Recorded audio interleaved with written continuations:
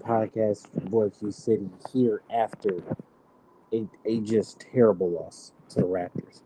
Um, bro, I think coming away from this game, we are just so damn average, and that's the part that that's what sucks. It's very evident that we don't have the firepower like other teams in the East, right? Definitely not teams in the West, and it leads to us losing to 7-win teams, right? The Raptors have been terrible all year long. They've they, they've been bad, you know what I'm saying? And they came in here today, scored 120 points, right? Um, beat us up on rebounds, was able to. They didn't even have a particularly great shoot night. Um, I stayed. I tried to listen to the press conferences and excuses and everything. I don't have the stats in front of me because I'm just giving an off the cuff reaction. Bro, I'm sick. I'm sick. That was a terrible loss. There was no reason for that loss. Um, First half, we were down as much as 15. And I understand. I understand the game plan changes. Is the is the second night of a back to back, right? But one, you're home, right? So you didn't have to travel for this back to back. But it's the second night of a back to back. Jalen goes out super early in the game. Really concerned about that shoulder at this point because it kept him out for about 3 weeks earlier. He was in some obvious pain. Went to the locker room. He never even came back out. Right. So like, are we talking torn labrum? Are we talking, AC joint? What's going on? What's going on there? Right. So I get that. Jalen's out. Zach's been out. He's gonna get reevaluated at the end of the week. Then you got Clint was also out, right? Not a good. We'll get to Big O. Clint was out, and so it's like, yo, we are getting thin. Roddy got big minutes tonight. Um, Dominic got big minutes tonight. We're small, you know what I'm saying. We have no true rim protection. It was an ugly game to watch, and down the stretch we had spots. I know most people will be like, Trey shouldn't have went for that three. I think were they down one, down two? It might have been down too late. Trey went for three. No, they had to be down one. Yeah, because Trey went for three, then they fouled. Buddy hit the two free throws. That was down three. Coming out of the timeout, the first, I get it. You were trying to see how they were going to play you on that first timeout. It looked like a dummy play was drawn up just to, you know, see how they were playing you off the inbound, and then you line up in a stack, and out of your stack, they cover the. You have to go for the three. So like roll action to the rim and then a pass out to the corner because you have 2.7. Like Big O was able to get the ball, dribble, lean, and let go. You know what I'm saying? So like at 2.7, you can get an action to the rim, and then if you're in the middle of the court, you're in the middle of the court, play 1 in 4 out off a stack, and have him shoot to either corner or top of key. And I get it. You don't want the ball to travel too far in the air, and then you rush the shot mechanic. But like, give yourself a shot. Big O taking that shot, the last shot of the game.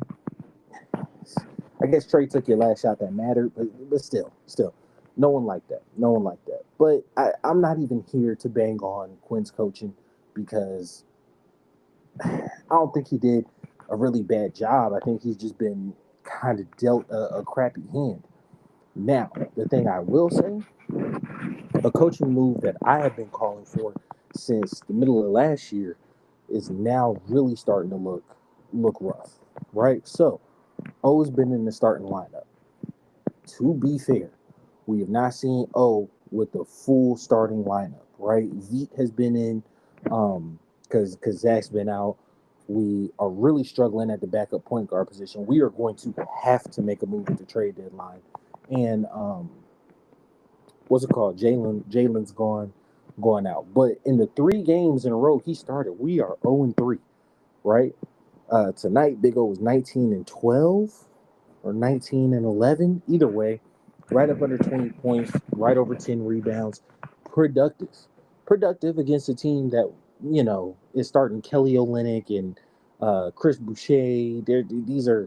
These are older guys. These are guys who are good for Toronto's culture and building with the young guys. But like you're not going against like world beaters here, right? Your boy that was drafted super high, like number 5 overall. His name's escaping me right now. Big European center dude. You know what I'm saying? He's on the team too. But these you shouldn't dominate these games, but like 19-11, that sounds about right for what you should have got from this team. Bogey was able to turn it back on, but now Dre is in a slump. Dre is in a hell of a slump. And I think it's because he got used to having that really big green light, being off the bench, being that spark plug. He did fall in love with the three a little bit. I think up until about the third quarter, they put it out there that he was 0-13 in his last couple games. He hit like two or three down the stretch. You know what I'm saying? Bogey came on after being, Bogey's been god awful for about for about a week and a half now. You know what I'm saying? So he was able to come back on. Um, I just think guys are being stepped into roles that they just really aren't ready for. Do you move Veet? I don't know. I like him. I like him on the team. What are you going to get out of him? Garrison Matthews, who's had a couple hot flashes, just wasn't able to connect this game. Um, I don't know if you move one of those core pieces like Dre, who has developed cleanly into a 6 man. Um, if you move Clint, you got to be sure Larry's coming back. If Larry comes back, you really are just you really small down there. You know what I'm saying? Like I kind of want to keep Clint for the size. Do you move Larry into his contract very, very early into his tenure? I like Larry. I think he can be a serviceable big. He provides depth, and you're not cleanly relying on another. No disrespect to Dominic, but another D League, G League type of player.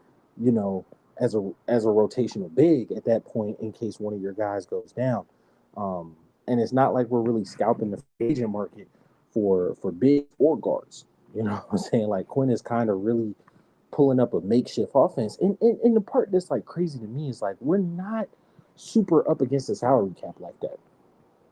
You know what I'm saying? That you can't go out and get a vet minimum big, and not to harp on it, not to harp on it too much. But this is why the Cody Zeller being on your roster still is really really frustrating, right?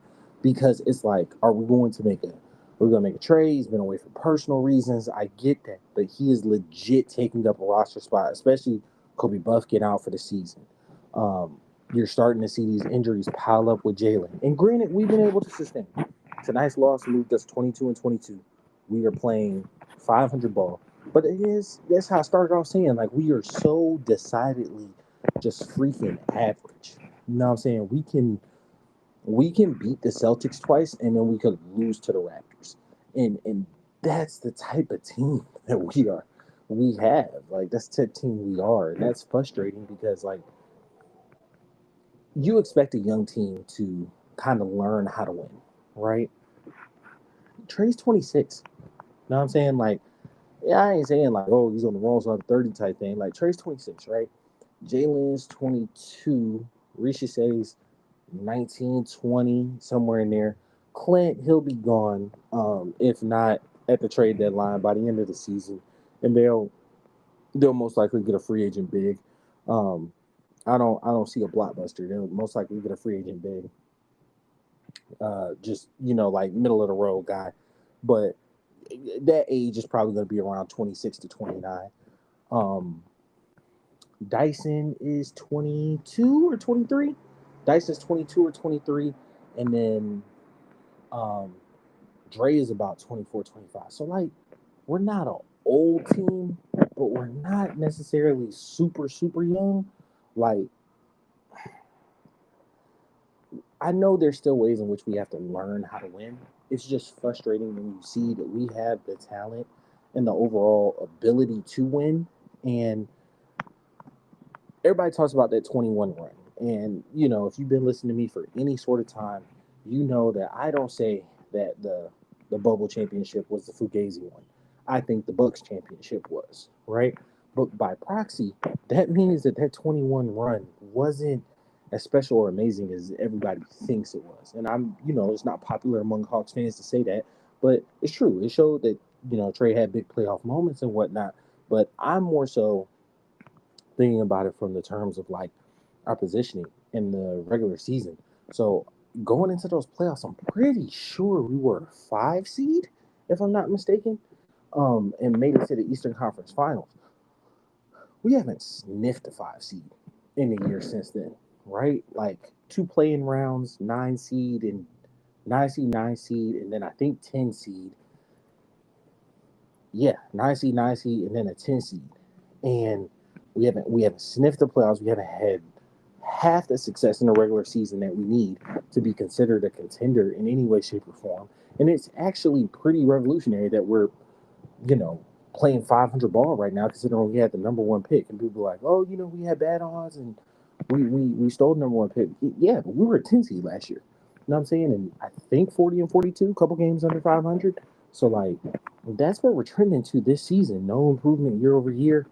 It, it's frustrating. It is frustrating.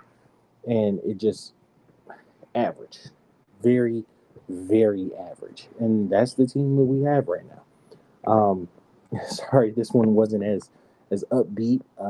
Hopefully, I'm touching these fans in Australia that came to see Dyson. Trust me, I talk about Hawks all the time. Really tapped in with the team. Love to hear from you guys and whatnot. If you're listening to this on the Spotify, follow on the YouTube at BOAF Media on all platforms. But BOAF Media allows you to get the live as soon as this drops before put the edits together and whatnot, and then all the games reactions for the week drop on us. Put them all together, drop them on Saturday. So appreciate y'all. It's been your boy Q City, and I'm out. Peace.